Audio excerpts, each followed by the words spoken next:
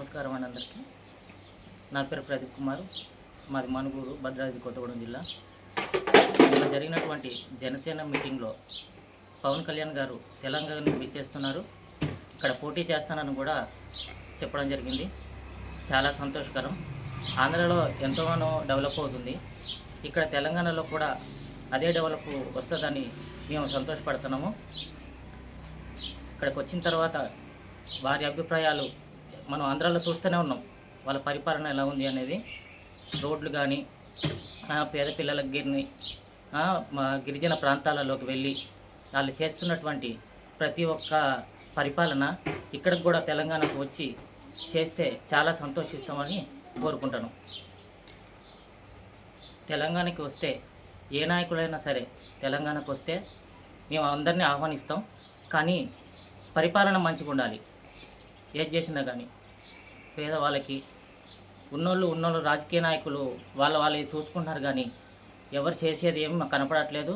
ఆంధ్రాలో చూస్తున్నాం, అలాగే ఆంధ్రాలో చేసేటువంటి పలు కార్యక్రమాలు మళ్ళీ తెలంగాణకు వచ్చి తెలంగాణలో చేయాలని భావిస్తున్నాం. ఇంకా చాలా సంతోషాలు, చాలా అభివృద్ధి పనులు చేస్తే ఇంకా చాలా సంతోషిస్తాం. యుగేంద్ర అన్న, నేను లోకల్ ఎలక్ట్రికల్ వర్క్ చేస్తూ ఉన్నా. ఇప్పుడు నిన్న జరిగిన మీటింగ్లో పవన్ కళ్యాణ్ గారు తెలంగాణలో కూడా పోటీ చేస్తామని చెప్పారు. ఖచ్చితంగా మేము వారికి ఖచ్చితంగా సపోర్ట్గా ఉంటాం. ఎందుకంటే గత ప్రభుత్వాలు మారాయి, చాలా ప్రభుత్వాలు మారాయి. ప్రతి వచ్చిన ప్రభుత్వం వల్ల యువతని ఉద్యోగాలు ఇస్తాం అని అంటున్నారు. నేను ఇప్పుడు ఇది స్టడీ చేసినా కానీ ఎలక్ట్రికల్ వర్క్ చేసుకుంటున్నా. ఇప్పుడు సింగరేణిలో ఎన్ని పడ్డా కానీ మనకి ఛాన్స్ దొరకట్లేదు. అదే ఇప్పుడు మన పవన్ కళ్యాణ్ గారు చూస్తూనే ఉన్నాం, ఇప్పుడు గెలిచారు, ఎక్కడంటే అక్కడ తొందరగా వర్క్స్ జరుగుతూ ఉన్నాయి. అట్లనే మన తెలంగాణలో కూడా పవన్ కళ్యాణ్ గారు వస్తే అలాగే యువతకి ఉద్యోగాలు దొరుకుతాయి, యువతకి మంచి భవిష్యత్తు ఉంటుందని కోరుకుంటూ మేము వారికి మంచిగా సపోర్ట్ చేద్దామని కోరుకుంటున్నాం.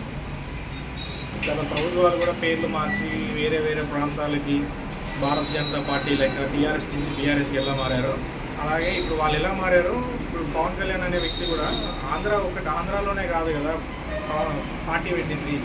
తెలంగాణ ఉమ్మడి ఆంధ్ర ఉన్నప్పటి నుంచి జనసేన పార్టీ అనేది ఇక్కడ స్థాపించడం జరిగింది.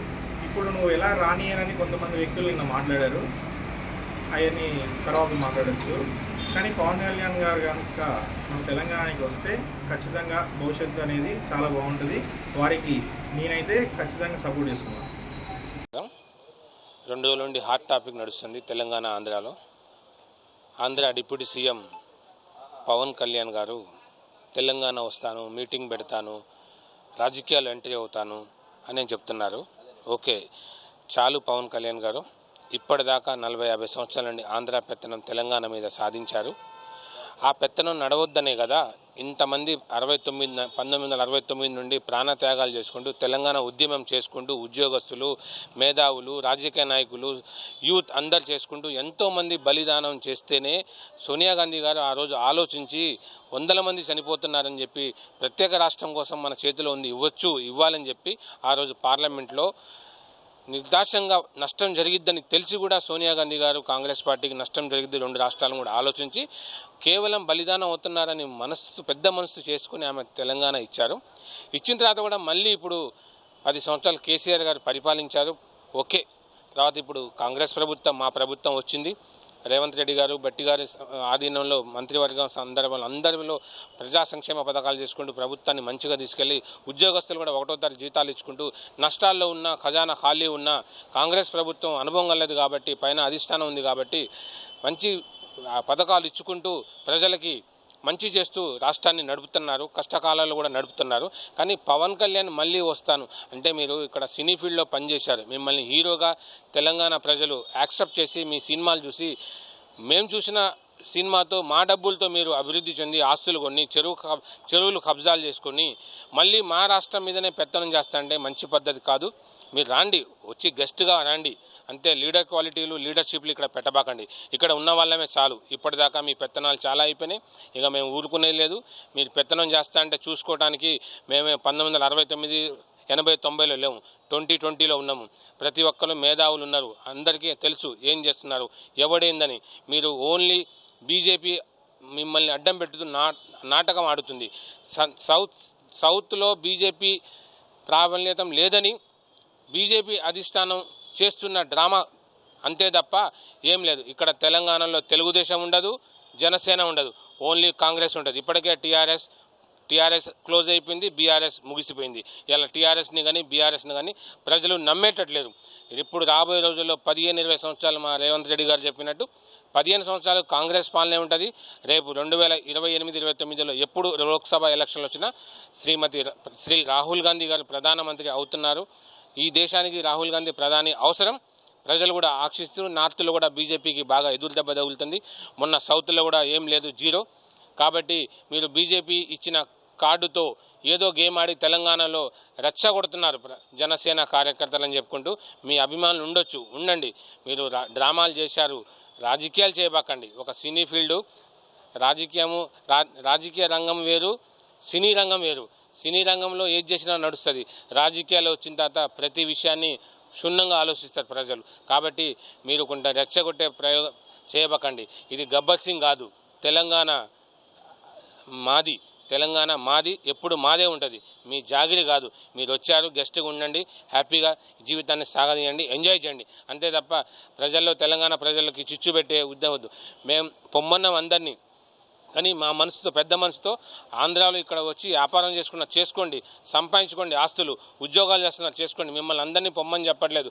ఇలాంటి రెచ్చగొట్టే ప్రయత్నాలు చేస్తే అందరినీ ఎల్లగొట్టాలి పరిస్థితి వస్తుంది. ఆ ఉద్యమాన్ని మళ్ళీ లేవదీయబాకండి. మన అంబేద్కర్ గారు రాజ్యాంగం రాసింది రాజ్యాంగబద్ధ కోసం, అంటే ప్రాంతాల వారిగా గవర్నెన్స్ కోసం ప్రాంతాల వారిగా రాష్ట్రాలు డివైడ్ చేశారు తప్పితే భారతదేశంలో ప్రతి ఒక్క రాష్ట్రం కూడా భారతదేశంలో అంతర్భాగమే. సో ఈజీ గవర్నెన్స్ కోసం, ఈజీ రూలింగ్ కోసం రాష్ట్రాలు డివైడ్ చేశారు. కానీ భాషాపరంగానో లేదా కల్చర్ వైజ్గానో డివైడ్ చేసేసి మీరు కొట్టుకోండి అనే ఉద్దేశం కాదు. సో ఇన్నేళ్ళు అయ్యి స్వతంత్రం వచ్చి ఇన్ని సంవత్సరాల తర్వాత రాజ్యాంగాన్ని మనం అందరం ఫాలో అవుతూ తెలంగాణ కోసం పోరాడడం, తెలంగాణ వచ్చి 12 సంవత్సరాల తర్వాత కూడా ఇంకా ఆంధ్ర నాయకుల మీద ఇక్కడ విగ్రహాలు పెడుతున్నారను, ఇంకేదైనా ఇష్యూస్ తోటి ఒక పార్టీకి సంబంధించి నేను మాట్లాడట్లేదు. పార్టీలకు అతీతంగా, కుల మతాలకు అతీతంగా, ప్రాంతాలకు అతీతంగా భారతదేశంలో ఏ పార్టీకైనా ఏ రాష్ట్రం నుంచైనా పోటీ చేసే హక్కు 100% రాజ్యాంగం కల్పించింది. ఒక పార్టీ రిజిస్టర్ చేసుకున్న తర్వాత ఎక్కడి నుంచైనా పోటీ చేయొచ్చు. ఇందులో స్పెషల్గా పవన్ కళ్యాణ్ గారి గురించి చెప్పలేము. ఆయన ఫ్యాన్స్ ఎక్కడైనా ఉంటారు, ఆయన అభిమానులు ఉండొచ్చు. ఇప్పుడు తెలంగాణలో టీడీపీ ఉంది, అలాగే జనసేనలో టీడీపీ ఉంది. సో ఇలా ప్రతి రాష్ట్రం టీఆర్ఎస్ని చేశారు. బీఆర్ఎస్ రాష్ట్రపరంగా ఇండియా మొత్తం కూడా పోటీ చేయడానికి ముందుకెళ్లారు. సో ఈ రకంగా రాజ్యాంగం మనకు కల్పించిన హక్కు. సో దీన్ని బేస్ చేసుకుని నువ్వు తెలంగాణలో అడుగు పెట్టద్దు, తెలంగాణలో నీ జునుము ఏంటి అనే మాటలు ఖచ్చితంగా నేను తీవ్రంగా వీటిని ఖండిస్తాను. అంటే ఈ పార్టీ ఆ పార్టీ ఏం కాదు, ఏ పార్టీకైనా కూడా భారతదేశంలో ఏ రాష్ట్రం నుంచి అయినా కూడా పోటీ చేసే హక్కు 100% ఉంది. అది రాజ్యాంగం మనకు కల్పించిన హక్కు. సో పవన్ కళ్యాణ్ గారు డెఫినెట్గా ఆయనకున్న అభిమాన సంఘాలు కావచ్చు, అభిమానులు కావచ్చు, ఆ పార్టీకి సంబంధించిన జన సైనికులు ఎవరైనా కావచ్చు, వాళ్ళ ఇన్ఫ్లుయెన్స్ ఎంతగా ఉంటుంది అనేది మనం చెప్పలేము. కాబట్టి ఖచ్చితంగా మనకైతే పోటీ చేసే హక్కు ఉంది. కాబట్టి ప్రతి ఒక్కళ్ళకు కూడా దీన్ని సమర్థించాల్సిందే. ఎందుకంటే ఆయన ఇక్కడ పోటీ చేస్తానంటే అందరూ స్వాగతించాల్సిందే. ఎందుకంటే పోటీ ఉన్న చోటే పాలన బాగుంటుంది. సో ఎంత పోటీ ఉంటే పాలన అంత బాగుంటుంది. సో ప్రజలందరూ కూడా దీని గురించి మనం స్వచ్ఛందంగా మనం కూడా ఆలోచించాలి. ఒకరిని రావద్దు, ఒకరిని పోటీ చేయొద్దు అనే హక్కు ఎవరికి కూడా, ఏ రాజకీయ నాయకుడు కానీ, ఏ పార్టీకి కానీ, స్వచ్ఛందంగా ఏ సివిలియన్స్కి కానీ ఆ హక్కు లేదు. ములుగు జిల్లా వెంకటాపురం మండలం. పవన్ కళ్యాణ్ గారు చాలా నుంచి పోరాటాలు చేసి ఆయన పట్టుదలతోటి ఆంధ్రాలో డిప్యూటీ సీఎం అయ్యారు. డిప్యూటీ సీఎం అయిన తర్వాత గ్రామీణ ప్రాంతాలలో, గిరిజనులు గ్రామాలలో రోడ్లు, తర్వాత పాఠశాలలు, వాటన్నిటి గురించి ఆయన చేసే పనులకి తెలంగాణ ప్రాంతీయులు కూడా ఆకర్షితులయ్యి చాలా మంది మహిళలు ఇలాంటి నాయకుడు మాకు వస్తే బాగును, ఇక్కడున్న నాయకుల్ని ఎన్నుకొని ఎన్నో ఇబ్బందులు పడతాను, అలాంటి నాయకుడే కావాలని కోరుకుంటున్నారు. అయితే పవన్ కళ్యాణ్ గారు నిజమైన రాజకీయ నాయకుడు, నిస్వార్థపరుడు. ఆయనకి డబ్బుల మీద ఆశ లేదు.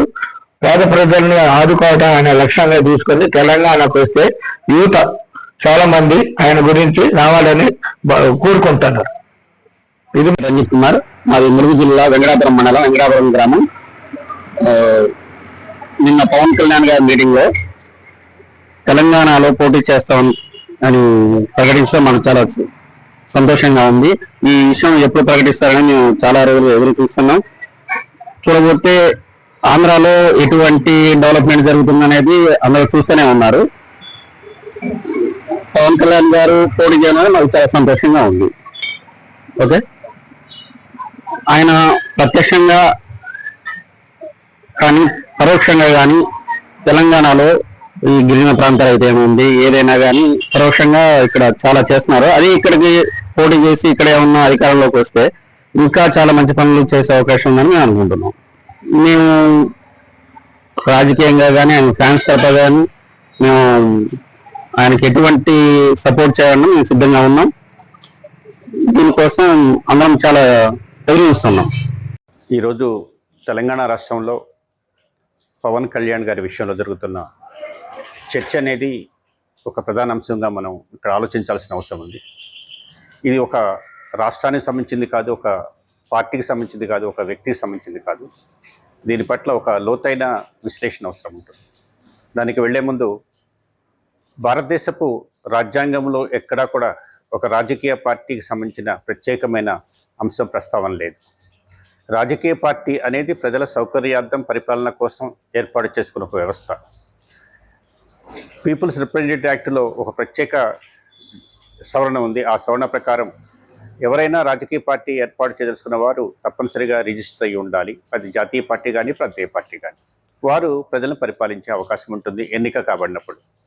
ఇది రాజ్యాంగంలో ఉన్న ఒక స్ట్రక్చర్. ప్రొఫెసర్ నాగేశ్వర గారి యొక్క అనుచితమైన వ్యాఖ్యలు, వాటి ఉపసంహరణ, ఇరు పార్టీల మధ్య సంవాదం, ఇవన్నీ కూడా వాంఛనీయమైన విషయాలు. అంటే ప్రొఫెసర్ నాగేశ్వరరావు గారు చెప్పిన వాదన నేను వెనక్కి తీసుకుంటున్నాను బేషరతుగా అన్నది. అలానే అటు జనసేన పార్టీ నుంచి కూడా ఈ వివాదం ఇంతటితో క్లోజ్ చేద్దామనే ఒక మాట కూడా చాలా హర్షించదగ్గ విషయం. కానీ ఆ తర్వాత జరుగుతున్న పరిణామాలు ఎందుకో ఒక విధంగా ఒక అనుచితమైన ప్రభావాలకు దారితీస్తుంది అనేది వ్యక్తిగతంగా నేను అభిప్రాయపడుతున్నాను. ప్రాంతీయ తత్వాన్ని ఇంకా లోతుగా వెళ్ళటం అనేది జాతీయ సమగ్ర దెబ్బతింటుంది అనే పవన వాక్యాలను నేను సమర్థిస్తున్నాను. ఎందుకంటే భారతదేశము అన్నిటికన్నా ఉన్నతమైనది, భారతీయులం మనం అందరం. అది ప్రధానమైన అంశం. ఆ తర్వాతనే రాష్ట్రం, ఆ తర్వాతనే భాష, ఆ తర్వాతనే జాతి.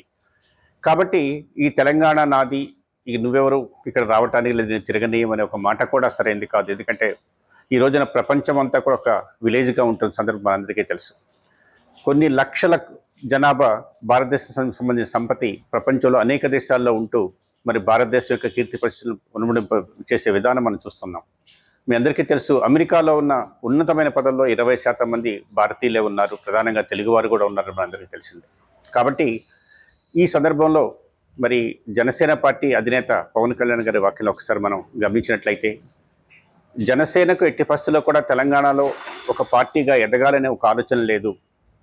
కేవలము తన యొక్క ఉనికిని కాపాడుకుంటూ ప్రజా సమస్యల మీద ముందుకు వెళ్ళాలనే ఒక ఆలోచన మాత్రమే ఉన్నది. కానీ ఈ రోజున జరిగిన పరిణామాలు ఈ జనసేన కూడా విస్తృత స్థాయిలో తెలంగాణలో అభివృద్ధి చేసి ప్రజల ముందుకు వెళ్ళాలని ఒక ఆలోచన చేయాలనే ఒక నిర్ణయాన్ని నేను చేస్తున్నాననే ఒక మాట, దాని యొక్క ప్రభావం ఎలా ఉంటుందని ఒక ఆలోచించినట్లయితే, తప్పనిసరిగా ఈరోజు జరుగుతున్న పోటీలో మీ అందరికీ తెలుసు, చాలా స్థానాలలో ఓటమి గెలుపు అనేది చాలా స్వల్ప మెజారిటీతో జరుగుతూ వచ్చింది. అది జాతీయ రాజకీయాలు కావచ్చు, రాష్ట్ర రాజకీయాల్లో కావచ్చు. కాబట్టి ఒక పార్టీ కొత్తగా ఆవిర్భవించడం అంటే తప్పనిసరిగా కొన్ని ఓట్లను చెల్లించే అవకాశం ఉంటుంది. దానివల్ల గెలుపు అవకాశం ఉన్న వ్యక్తిని దెబ్బతీసే అవకాశం ఉండొచ్చు. జనసేన అధికారంలోకి వస్తుందా లేదా అనేది ఒక ప్రధానమైన అంశం. ఇక్కడ మనం చర్చించినట్లయితే అది ఇప్పుడు సాధ్యం కాకపోవచ్చు. ఎందుకంటే వారే వ్యక్తిగతంగా చెప్పారు, జనసేన యొక్క ప్రాబల్యం తెలంగాణలో చాలా స్వల్పం. మాకున్న జన సైనికులు కేవలం 1,00,000 మంది. 4 కోట్ల జనాభాలో 1,00,000 మంది యొక్క ప్రాధాన్యం చాలా తక్కువ. కానీ మరి ఈరోజు ఆ వ్యవస్థే ఇంకా అభివృద్ధి చెందుతూ ముందుకు వెళ్ళినట్లయితే మరి ఎక్కువ మందిని సమీకరించి ఒక బలమైన పార్టీగా భవిష్యత్తులో ఏర్పడటానికి కూడా అది మనం చూసాము. ఢిల్లీలో జరిగిన పరిణామాలు మరి స్వల్పకాలంలో ఆమ్ ఆద్మీ పార్టీ అనేది అధికారంలోకి రావడానికి కారణం అక్కడ సోషల్ మీడియా ఎంత తోడ్పడిందో మనందరికీ తెలుసు. అలానే ఆంధ్రప్రదేశ్లో కూడా జనసేన ఈ రోజున అధికారంలోకి రావడానికి ఆ సోషల్ మీడియా కావచ్చు, ప్రజల చైతన్యం కావచ్చు, మార్పును కోరే విధానం కావచ్చు. కాబట్టి భవిష్యత్తులో జనసేన అధికారంలోకి వస్తుందా లేదా అనేది నాకు ప్రశ్న కాదు. ఇక్కడ నేను వ్యక్తిగతంగా నేను అభిప్రాయపడేది ఏంటంటే, ఈ భావాజాలం మీద నేను చాలా వ్యతిరేకంగా నా యొక్క అభిప్రాయం వ్యక్తం చేస్తున్నాను. అంటే ప్రాంతీయ తత్వాన్ని ఇంకా దీర్ఘంగా లోపలగా మనం తీసుకెళ్ళినట్లయితే అది జాతీయ సమగ్ర దెబ్బతింటుంది. అంటే ఒక రాష్ట్రం ఒక దేశంగా భావించే ఒక భావన సరైనది కాదనేది, కేవలము రాష్ట్రాల విభజన అనేది పరిపాలనా సౌకర్యం కోసం ఏర్పాటు చేసిన రాజ్యాంగంలో ఉన్న ఒక చక్కటి సౌలభ్యం మాత్రమే. అది ఆ స్ఫూర్తిని దయచేసి అందరూ కూడా గమనించి మరి దేశ సమగ్రత కోసమే మనం ముందుగా ఆలోచించాలి తప్ప ప్రాంతీయతత్వం అనేది సెకండరీ అనేది మనం ఆలోచించి ఈ దేశం మనది, ఈ ప్రజలందరూ బందరూ ఎవరు ఎక్కడైనా నివసించే అవకాశం ఉందనేది రాజ్యాంగం మనకి ఇచ్చిన హక్కు అనేది మనందరికీ తెలుసు. ఈ దేశంలో ఏ పౌరుడైనా ఏ రాష్ట్రంలో అయినా తనకి ఇష్టమైన వృత్తిని నిర్వహించవచ్చు, తన ఉపాధిని కొనసాగించుకోవచ్చు. అటువంటి స్వేచ్ఛ రాజ్యాంగం ప్రసాదించింది మనకి. కాబట్టి అటువంటి రాజ్యాంగం యొక్క హక్కుని కాలరాసే అవకాశం ఎవరికీ లేదు. కాబట్టి ఏదైనా వ్యక్తులలో వారి యొక్క భావాజాలలో తప్పు జరిగినట్లయితే దాన్ని ఖండించే హక్కు ప్రతి ఒక్కరికి ఉంటుంది. కానీ ఈ ప్రత్యేకమైన ధోరణి విధానం అనేది సరైనది కాదని, అందులో జాతీయ స్థాయి పార్టీ అయిన కాంగ్రెస్ లాంటి జాతీయ పార్టీ ప్రాంతీయ భావాన్ని అంత తీవ్రంగా తీసుకోవటం అనేది సరైనది కాదని నా వ్యక్తిగత అభిప్రాయం. కాబట్టి తప్పనిసరిగా ఈ విషయంలో మేధావులందరూ స్పందించాలి. తప్పనిసరిగా ఈ పరిస్థితులను చక్కదిగే అవకాశం అటు రాజకీయ పార్టీ కావచ్చు, మేధావులు కావచ్చు, మంచి కోరుకునే వ్యక్తులు కావచ్చు, వీళ్ళంతా కూడా ముందుకు వచ్చి మరి ఈ యొక్క పరిణామాలను ఇంతటితో ఆపడం అనేది సరైన చర్యగా నేను భావిస్తున్నాను. అలా జరగని పక్షంలో మరి ఆ దుష్పరిమాణాలనేవి అవి వ్యక్తిగతమైన ద్వేషాలకు కారణమవచ్చు. ఇంకా ఆ తర్వాత జరిగే పరిణామాలు ఏంటో మీరు అందరూ కూడా ఊహించే అవకాశం ఉంటుంది. కాబట్టి నా యొక్క అభ్యర్థన ఏమిటంటే, ఒక సమగ్రతను కోరే వ్యక్తులు ఎవరైనా సరే జరుగుతున్న ఏ యొక్క లోపభూయిష్టమైన పరిణామాన్ని సరే తప్పనిసరిగా దాన్ని ముందుగానే మొగ్గులను తుంచినట్లయితే అది చినికి చినికి గాలివాన కాకుండా ఉండే అవకాశం ఉంటుంది. ఇది జనసేన విషయంలో, అలానే ప్రొఫెసర్ నాగేశ్వర గారి విషయంలో జరిగిన ఒక చిన్న పరిణామం ఈ రోజున ఎంతవరకు దారితీస్తుందో మీ అందరికీ తెలుసు. అంటే ఆ సమస్యను తుంచేయటానికి ప్రారంభంలో ఒక ప్రయత్నం జరిగింది. ఆ ప్రయత్నం సఫలీకృతం అయిందనుకున్న సమయంలో ఆ తదుపరి జరిగిన పరిణామాలు, ఆ తర్వాత రాష్ట్రంలో జరుగుతున్న ఈ వేడిపూర్వకమైన వాతావరణం, ఇవన్నీ కూడా ఎవరికీ మంచిది కాదన్న యొక్క వ్యక్తిగతమైన అభిప్రాయం. కాబట్టి దయచేసి అందరూ కూడా భారతీయులమే, అందరికీ నివసించే హక్కు ఉంది, అందరూ కూడా ఈ దేశ సమగ్రతకు అభివృద్ధికి పాటుపడే అవకాశం ఉంది. కాబట్టి ప్రతి ఒక్కరి యొక్క స్వేచ్ఛని, ప్రతి ఒక్క ప్రయత్నాన్ని, ప్రతి ఒక్క కాంట్రిబ్యూషన్ మనం ఆహ్వానించవలసిన అవసరం ఉందనేది నేను వ్యక్తిగా అభిప్రాయపడుతూ, ఈ పరిణామాలు ఎవరికీ మంచి మరొకసారి మేధావులంతా ఆలోచించాలి. దీన్ని స్పందించి ఒక చక్కటి స్నేహపూర్వకమైన వాతావరణాన్ని ఏర్పాటు చేయడం అనేది తప్పనిసరిగా అవసరమైన వ్యక్తిగతంగా భావిస్తున్నాను. దయచేసి దీన్ని మీరందరూ కూడా మంచి మనసుతో స్వీకరించాలని కూడా ప్రార్థిస్తున్నాను. Thank you very much. Telangana అటువంటి హైదరాబాద్లో పవన్ కళ్యాణ్ గారు ఈ జనసేన పార్టీకి ఓటు చేస్తే విధానం కోసం మాట్లాడారు. ఫ్యూచర్లో జనసేన పార్టీ తెలంగాణలో పోటీ చేస్తే బాగుంటుందని మా అభిప్రాయం. అంటే ఒక అభిమానిగా చెప్తున్నాను, ఫ్యూచర్లో జనసేన పార్టీ తెలంగాణలో పోటీ చేస్తే దాని తగ్గట్టుగా పరిణామాలు కూడా చాలా బాగుంటాయని నా అభిప్రాయం. జనసేన పార్టీకి పవన్ కళ్యాణ్ గారు కూడా చాలా మంది ఇక్కడ సపోర్ట్ చేయడానికి సిద్ధంగా ఉన్నారు. అందులో నేను ఒక అభిమానిగా నేను కూడా చెప్తున్నాను, రాను తరంలో తెలంగాణలో మార్పు రావాలంటే జనసేన పార్టీ పోటీ చేస్తే చాలా బాగుంటుందని ఒక అభిమానిగా నా అభిప్రాయం. తప్పకుండా మీ అభిప్రాయం ఏంటో కూడా తెలిపి ఏంటనేది మీరు కూడా మీ అభిప్రాయం మీరు చెప్తే మా మాట లేకుండా బాగుంటుందని నా అభిప్రాయం. పవన్ కళ్యాణ్ గారు తెలంగాణలో పోటీ చేస్తానని ప్రకటించారు. ఖచ్చితంగా పవన్ కళ్యాణ్ గారిని స్వాగతిస్తున్నాం. పవన్ కళ్యాణ్ గారు లాంటి వ్యక్తులు తెలంగాణ రాష్ట్రంలో కూడా పోటీ చేయాలి. అది ప్రజాస్వామ్యం మనకి ఇచ్చిన హక్కు. ఖచ్చితంగా ఎవరు ఎక్కడి నుంచి అయినా పోటీ చేసే అధికారం ఉంది. ఇక్కడ జనసేన పార్టీలో చాలా మంది ఉన్నారు. వాళ్ళు కూడా ఖచ్చితంగా ఇక్కడ ఎప్పటి నుంచో కష్టపడుతున్నారు, ప్రజలందరూ గమనిస్తూనే ఉన్నారు. కాబట్టి అటువంటి వ్యక్తులు వచ్చి పోటీ చేసి ఇప్పుడున్న రాజకీయ పరిస్థితుల్ని పూర్తిగా మార్చేలాగా, పవన్ కళ్యాణ్ గారు ఏదైనా మార్పు ఏదైతే కోరుకుంటున్నారో ఆ మార్పును తెచ్చేలాగా ఖచ్చితంగా రావాలని చెప్పి కోరుకుంటున్నాం మేము కూడా. అలాగే పవన్ కళ్యాణ్ గారు నేను చెప్పినట్టు ఎవరైతే బీజేపీ కానీ టీడీపీ కానీ కలిసి వస్తుందా అని చెప్పి కొంత మీడియా మిత్రులు అడిగారు. ఓకే, వాళ్ళు కలిసి వస్తే బాగుంటుందని నా ఉద్దేశం. ఎందుకంటే పీక్ స్టేజ్లో ఉంది ఇప్పుడు మనకి. ఆల్రెడీ బీజేపీ కానీ అంతకుముందు తెలుగుదేశం కానీ మంచి గట్టి పార్టీలు మంచి పీక్ స్టేజ్లో ఉన్నాయి. అటువంటి పార్టీలతో కలిసి వాళ్ళు వస్తే మేము దాన్ని ఎప్పుడు స్వాగతిస్తాం. వాళ్ళు వెళ్ళాలని కోరుకుంటున్నాం. మూడో ప్రత్యామ్నాయంగా కూటమి ఏర్పడితే చాలా సంతోషం. తెలంగాణ రాష్ట్ర అవతరణ దినోత్సవం సందర్భంగా జనసేన నాయకుడు పవన్ కళ్యాణ్ తెలంగాణలో అడుగుపెట్టి తెలంగాణ నవనిర్మాణం చేస్తానని చెప్పి ప్రగల్భాలు పలుకుతా ఉన్నాడు. ఈ తెలంగాణ రాష్ట్రాన్ని ఆనాడు నైజాం నవాబ్ పరిపాలన చేస్తే పంచందరాన్ని కాళ్ళు మొక్కుతున్న వాళ్ళ చేత బందూకులు పట్టించింది కమ్యూనిస్టు పార్టీ. ఈ తెలంగాణ నుంచి నైజాం నవాబుని బండెనక బండి కట్టి 16 బళ్ళు కట్టి ఏ బండిలో వస్తావు కొడుకో నైజాం సర్కార్ కూడా గోల్కొండ కిల్లా కింద నిన్ను గోరీ కడతామని చెప్పి తెలంగాణ నుంచి తరిమి కొట్టిన చరిత్ర కమ్యూనిస్టులకు ఇక్కడ ఉంది. కానీ ఇక్కడ ఏదో నేను పాగా వేస్తాను, నేను ఇక్కడేదో నవనిర్మాణం చేస్తాను, మీరు చేసే నిర్మాణం అక్కడ చేసుకోండి, ఆంధ్రలో చేసుకోండి. తెలంగాణలో మీ పప్పులు ఉడకవు. తెలంగాణలో కమ్యూనిస్టులను కాదని బీజేపీ కానీ లేదంటే మిత్రపక్షాలు కానీ తెలంగాణలో అడుగుపెట్టే అవకాశం లేదు. అధికారంలోకి వస్తామనే మీ మాటలు కలలుగానే మిగిలిపోతాయనే విషయాన్ని గుర్తుపెట్టుకోమని చెప్పి తెలియజేస్తూ, ఇక్కడ తెలంగాణ ప్రజలను రెచ్చగొట్టాలనుకుంటే మీరు చిత్తైపోతారని చెప్పి పవన్ కళ్యాణ్ గారిని హెచ్చరిక చేస్తూ ఉన్నాం. జరుగుతున్న పరిస్థితులను చూస్తుంటే ఈ తెలంగాణలో చూస్తున్న పరిస్థితులు ఇప్పుడు పవన్ కళ్యాణ్ గారు ఏదైతే నిన్న ప్రెస్ మీట్ పెట్టి నిర్ణయం తీసుకున్నారో అది చాలా సంతోషంగా అనిపించింది మా తెలంగాణ ప్రజలకు. ఎందుకనంటే తెలంగాణలో పార్టీ పెట్టి జనసేన పార్టీని ఇక్కడ ఎంతో బలంగా ముందుకు తీసుకెళ్తారు అనుకున్నాం. కానీ అక్కడ ఆంధ్రాలో కళ్యాణ్ గారు అక్కడ నిర్ణయాలు తీసుకుని అక్కడ పరిస్థితుల దృష్ట్యా ఆంధ్ర తెలంగాణ వేరుపడిపోయిందని అక్కడ దృష్టి పెట్టి అక్కడ బాగుండు చేస్తున్నారు.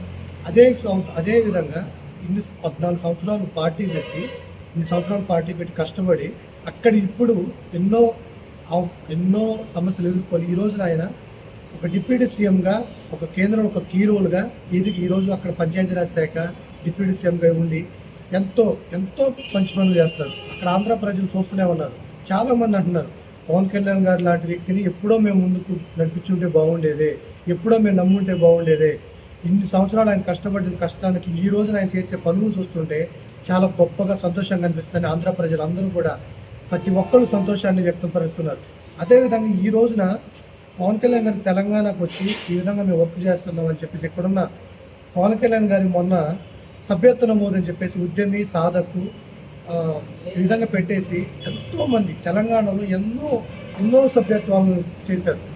ఆ సాధకులు వాళ్ళ ఉద్యమీలు వాళ్ళందరూ చెప్తున్న విషయం ఏంటంటే కళ్యాణ్ గారు ఇక్కడ తెలంగాణలో పార్టీని బలోపేతం చేసి ప్రజలకి ఎన్నో పనులు చేయాలని కోరుకున్నట్టు ఈ రోజున ఈయన ప్రొఫెసర్ నాగేశ్వరరావు గారు అనే వ్యక్తి ఆయన దురుద్దేశంతో మాట్లాడిన మాటలు కాబట్టి ఎక్కడో పవన్ కళ్యాణ్ గారు ఎక్కడో అమిత్ షా గారు ఒక గదిలో కూర్చొని మాట్లాడుతున్న మాటలను ఈయన వక్రీకరించి ఆయన ఏదో కెమెరా పెట్టినట్టు వాయిస్ పెట్టినట్టు ఏదో కాలజ్ఞానం చూసిన వ్యక్తిలాగా ఏదేదో ఊహించేసుకొని చెప్పేసి తర్వాత అది తప్పు అని తెలుసుకున్న తర్వాత మన నాదెండ్ల మనోహర్ గారు కానీ మిగతా జన సైనికులు కానీ ఇది కరెక్ట్ కాదని ఎప్పుడైతే తెర మీదకి తీసుకొచ్చి అన్నారో అప్పుడు ఈ నాగేశ్వరరావు గారు అన్న వ్యక్తి నేను మాట్లాడిన మాటలు నేను విత్డ్రా చేసుకున్నాను చెప్పేసిన తర్వాత సరే అని చెప్పేసి జన సైనికులు ఏదో కోపతాపాల మీద ఈయన మాట్లాడింది కరెక్ట్ కాదు అన్న విషయంలో పేటీఎం అని ఒక మాట అనుండొచ్చు. వాళ్ళ బాధ. అది పవన్ కళ్యాణ్ గారు అన్నది కాదు, నాదెండ్ల మనోహర్ గారు అన్నారు కాదు, జనసేన పార్టీ నాయకత్వం అన్నది కాదు. కేవలం ఒక పవన్ కళ్యాణ్ గారికి సంబంధించి అభిమానులు కావాలని ఏంటంటే పేటీఎం అని ఉంటారు. దాన్ని మీరు దృష్టిలో పెట్టుకొని పవన్ కళ్యాణ్ గారి మీద యుద్ధం చేస్తా మన పరిస్థితి దృష్టిలో చూసుకుంటే విషయం ఏంటంటే ఇక్కడ ఆంధ్రాలో ఏదైతే విధంగా అంత బలమైన వ్యక్తుల ముందు నిలబడి అంత కష్టాలను ఎదుర్కొని ఈరోజు అంత ఫామ్ చేశారో ఈరోజు తెలంగాణలో ఈ తెలంగాణ రానీయం తెలంగాణ వస్తే అది చేస్తాం ఇది చేస్తామని చెప్పేసి పవన్ కళ్యాణ్ గారు ఎంతైతే రెచ్చగొడుతున్నారో పవన్ కళ్యాణ్ గారిని ఒకటే ప్రేమతో ప్రేమిస్తే ప్రేమిస్తాడు, అదే ద్వేషంతో అది చేస్తా ఇది చేస్తా తొక్కేస్తాం అది చేస్తామంటే బంతిని గోడకేసి ఎంతైతే మనం బలం కొడతామో అంతే బలంగా రిటర్న్ వస్తుంది. పవన్ కళ్యాణ్ గారు అంతే, ఆయన చేసే మంచి పనిని స్వాగతిస్తారు, ఏదైనా కావాలి అంటే ఇస్తారు పెడతారు, అంతేగాని అది చేస్తాం ఇది చేస్తామని ప్రజలకి చేసే మంచి పనులు కూడా మీరు చేయకూడదు అది చేస్తామని ఇది చేస్తే మటుకి ఇప్పుడున్న పరిస్థితుల్లో మన అక్కడ అధికార పార్టీ కాంగ్రెస్ అయితే ఏంటి, ఇక్కడ ప్రతిపక్షంలో ఉన్న బీఆర్ఎస్ పార్టీ అయితే ఏ పార్టీ అయినా సరే ఏదైనా సరే మీరు చేస్తున్నారు ఎవరు చేస్తున్నారని మాకు తెలియదు. కానీ ఇప్పుడున్న పరిస్థితులు చూసుకుంటే ఇక్కడున్న సమాజానికి ప్రజలకి పవన్ కళ్యాణ్ గారు రావటం చాలా ముఖ్యమని ప్రజలందరూ భావిస్తున్నారు. మా అభిమానులు కావచ్చు ప్రజలు కావచ్చు అందరూ కూడా స్వాగతిస్తున్నాం. ఇప్పుడున్న పరిస్థితుల్లో ప్రతిపక్షంలో బలంగా బీఆర్ఎస్ ఉంది, కాంగ్రెస్ పార్టీ అధికార పార్టీలో ఉంది. ఈ పరిస్థితుల్లో పవన్ కళ్యాణ్ గారు రావడం ఏంటంటే ప్రజలు స్వాగతిస్తున్నారు. పవన్ కళ్యాణ్ గారు ఏదైతే నిర్ణయం తీసుకున్నారో నిన్న తెలంగాణలో జనసేన పార్టీ పోటీ చేస్తుంది, 2029 ఎలక్షన్లో పోటీ చేస్తుంది, జిహెచ్ఎంసీలో పోటీ చేస్తుంది. మేము ప్రజలకి దగ్గరకు వస్తాం, ప్రజల కోసం ఏదైనా సమస్య వస్తే ప్రశ్నిస్తాం, నిలబడతాం, చేస్తూ ఉన్నారు. పవన్ కళ్యాణ్ గారు రేపు పొద్దున ఇప్పుడు నుంచి పరిస్థితుల్లో పవన్ కళ్యాణ్ గారు ఒంటరికి వచ్చినా స్వాగతిస్తాం. పవన్ కళ్యాణ్ గారు కూటమి చేసి అదే ఆంధ్రాలో విధంగా ఇక్కడ కూడా కూటమి చేసి ఇదే విధంగా ముందుకు వెళ్ళినా కానీ మేము స్వాగతిస్తాం. పవన్ కళ్యాణ్ గారి నిర్ణయాన్ని మేము ప్రజలుగా అభిమానులుగా మేము సంతోషంగా స్వాగతిస్తాం. జై జనసేన. జనసేన పార్టీ తెలంగాణలో అడుగు పెడుతుంది అనే కళ్యాణ్ గారు నిన్న చెప్పారు మన హైదరాబాద్ సభలో పర్మిషన్ లేకపోవటం, పర్మిషన్ ఇవ్వకపోవడం, ఏదైనా అక్కడ సభ పెట్టడం వల్ల ఎవరికీ నష్టం జరిగేది కాదు. కానీ తర్వాత ఈ ఆపడం వల్ల ఇంటి దగ్గర ఆయన మీటింగ్ పెట్టారు. ఇంటి దగ్గర మీటింగ్ పెట్టి నేను తెలంగాణలో పోటీ చేస్తా అంటే పవన్ కళ్యాణ్ గారు ఇక్కడికి వస్తే ఆటోమేటిక్గా ఆయనదే విజయం అని కాంగ్రెస్ పార్టీ, బీఆర్ఎస్ పార్టీ కావాలని చెప్పేసి నిన్న పర్మిషన్ కూడా ఇవ్వకుండా చేసింది. అదేవిధంగా నిన్న పర్మిషన్ ఇవ్వకపోవడమే జనసేనకి ఇంకా ఎక్కువ మైలేజ్ వచ్చిందనేది నేను నా అభిప్రాయం. ఇంకా జనసేన కార్యకర్తలు కానీ ఇక్కడ జనసేన నాయకులు కానీ విలేజ్ల్లో, మండలాల్లో బాగా తిరుగుతున్నారు. మెంబర్షిప్లు కూడా అధిక సంఖ్యలో మెంబర్షిప్లు చేశారు. ఇంకా ప్రజలు కూడా ఇప్పటిదాకైతే ఆంధ్రప్రదేశ్లో స్టేట్లో ఉన్నారు, జనసేన తెలంగాణ స్టేట్లో ఒక దగ్గర కూడా పోటీ చేయలేదు, పోటీ చేసినా కూడా గెలవలేదన్న ఉద్దేశంలో ప్రజలు కూడా ఇంతవరకు బయటికి రాలేదు. ఇప్పటి నుంచి జనసేన తెలంగాణలో పోటీ చేస్తుంది అని కళ్యాణ్ గారు చెప్పిన తర్వాత అందరూ జనసేన వైపే మగ్గు చూపుతూ ఇక్కడ జనసేన నాయకుల్ని కలవడం జరుగుతుంది. జాయినింగ్స్ కూడా ఎక్కువగా అయినాయి, జాయినింగ్స్ పెరుగుతూ ఉన్నాయి. అదేవిధంగా కళ్యాణ్ గారు అన్నారు, మీడియా మిత్రులు అడిగారు కళ్యాణ్ గారిని, మరి బీజేపీ జనసేన టీడీపీ కలిసి పనిచేస్తుందా ఆంధ్రప్రదేశ్ స్టేట్లో లాగా అని చెప్పేసి అడిగారు. అయితే కళ్యాణ్ గారు ఒకటే చెప్పారు, అంటే తెలంగాణలో వాళ్ళని నా అభిప్రాయం నేను చెప్పాను, నేను సొంతగా పోటీ చేస్తాను, ఇక్కడ గెలుస్తాను అని చెప్పేసి వాళ్ళు వస్తే సంతోషంగా స్వీకరిస్తాను.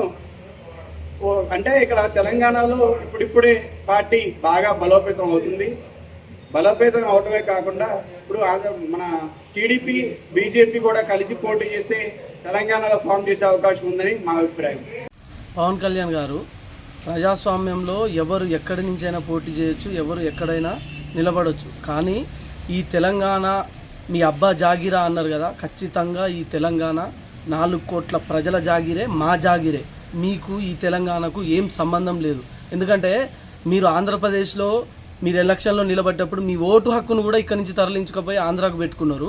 కానీ ఈ తెలంగాణ ప్రజలు మీరు ఎప్పుడు వచ్చినా మిమ్మల్ని ప్రేమతో చూస్తున్నారనే ఒకే ఒక్క కారణం చేత మీరు అవాకులు చవాకులు బేలుతూ తెలంగాణ మీ అయ్యా జాగిరా, మీ అబ్బా జాగిరా అంటున్నారు. మీరు ఏ కూటమితోనైతే వస్తారో, ఏ కూటమి ద్వారా వస్తారో ఆ కూటమికి ప్రజలే బుద్ధి చెప్తారని ఈరోజు తెలియజేస్తున్నాం. గారు తెలంగాణ నవనిర్మాణం పేరుతోని తెలంగాణలో రాజకీయం చేయడానికి రావడం జరుగుతూ ఉంది. వారికి నిజంగా జ్ఞానం ఉందా నేను అడుగుతా ఉన్నా. తెలంగాణ రాష్ట్రం ఏర్పడిన నాడు తెలంగాణ రాష్ట్ర సాధన కోసం కేసీఆర్ గారు ఆ రోజు ఆమరణ నిరాహార దీక్ష తెలంగాణ సాధిస్తే, ఆ సాధించిన తెలంగాణకు వ్యతిరేకంగా తను 11 రోజులు నేను అన్నం తినలేదు, నన్ను అన్నం పుట్టలేదు అని చెప్పి నిస్సిగ్గుగా మాట్లాడి ఇలా తెలంగాణ రాష్ట్రంలో తను నా జనసేన పార్టీని లేకుంటే నేను రాజకీయాల్లో తెలంగాణ రాజకీయాల్లో పాల్గొంటాడడం చాలా సిగ్గుచేటు. ముందు తెలంగాణ గురించి నువ్వు వచ్చినప్పుడు తెలంగాణ ప్రజలకు క్షమాపణలు చెప్పు. ప్రజాస్వామ్యంలో ఎవరైనా ఎక్కడైనా పోటీ చేయొచ్చు, దానికి మేమే వ్యతిరేకం కాదు.